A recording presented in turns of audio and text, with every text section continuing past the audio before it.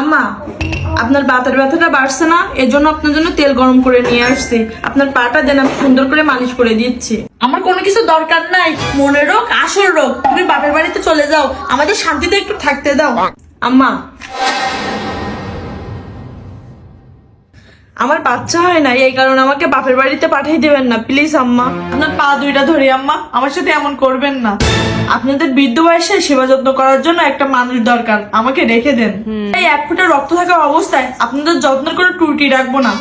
আম্মা, অনেক বাচ্চা আছে এতিম, একটা বাচ্চা ওইখান থেকে এনে দেন, নিজের বাচ্চার মতন মানুষ করব। না না, রাস্তাঘাটে ফেলানো কোনো বাচ্চা কাছে এই বাড়িতে নিয়ে আসবো না। রক্ত সম্পর্ক হলো আসল সম্পর্ক। তুমি এখন যাও তো আমার রুম থেকে। তুমি কি আমাদের শান্তিতে বাঁচতে দিবে না? তুমি দেখতেছো আমার ছেলে তোমার সাথে ঠিক মতন কথা বলে না, বাড়িতে আসে না, খায় না, তারপরে তুমি এখানে পড়ে আসো। বাপের বাড়িতে চলে যাও না কেন? আমার বাচ্চা না হওয়াটা কি আমার দোষ? আপনার ছেলে আমাকে আগে কত ভালোবাসতো, এখন আমাকে 2 চোখ দিয়ে দেখতে পারে না। আপনার ছেলেকে একটু বুঝিয়ে বলেন, তারও যেমন বাবা ডাক শুনতে মন চায়, আমারও মা ডাক শুনতে মন চায়। বাচ্চা দেওয়ার মালিক তো আল্লাহ, আমার হাতে কোনো কিছু নাই। তোমাকে ভালোভাবেও বুঝাই বলছি, খারাপ ভাবেও বুঝাই বলছি, তুমি কোনোভাবে মেনে নিতে পারছো না। আমার ছেলে টেনশনে টেনশনে শেষ হয়ে যাচ্ছে। তোমাকে একটা কথা বলি, তুমি যদি আমার ছেলে 1 বিন্দু ভালো চাও, তাহলে তুমি আজকে এই বাড়ি থেকে বের হয়ে যাবা। আল্লাহ, আমার স্বামীর ভালোর জন্য আজকে আমি এই সংসার ছেড়ে চলে যাচ্ছি। তুমি দেখো এই যাওয়াটা যেন আমার শেষ যাওয়া না হয়।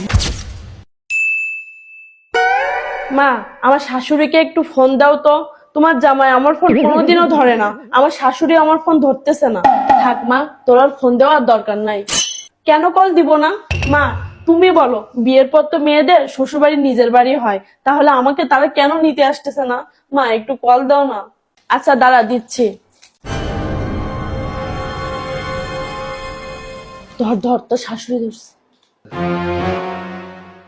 আম্মা, আপনারা কেমন আছেন? আপনি ভালো আছেন তো?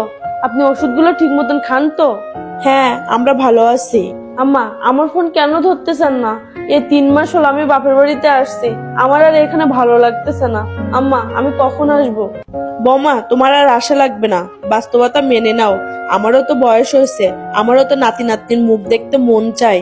তুমি শুধু নিজের চিন্তা করতেছো, আমাদের চিন্তা তো করতেছো না। আম্মা, আমার প্রতি কি আপনাদের কোনো মায়া লাগে না? বাড়িতে যদি একটা পশু থাকে, তার প্রতি একটা মায়া জন্মায়, আমার প্রতি কি তাও জন্মায় না? আমার জীবনটা এভাবে নষ্ট করে দিবেন না।